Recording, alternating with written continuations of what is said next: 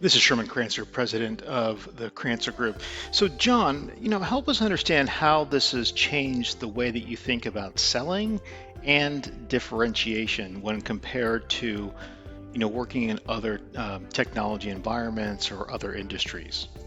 Yeah, so prior to working with the Crancer Group, Bill and I have been working together for 10 years since 2009. And I got to tell you, coming from sales background, and I was pretty good in my other industries I worked in, this has been hands down the most difficult sale is selling IT solutions or products to customers.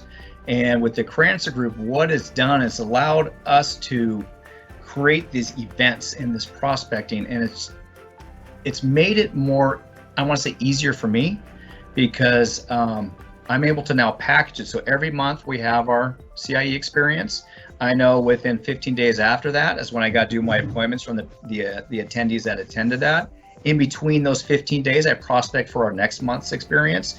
And it's just a cycle that works great and it allows us to be on it, continue it, and it just grows and grows and grows. So I hope that answered the question.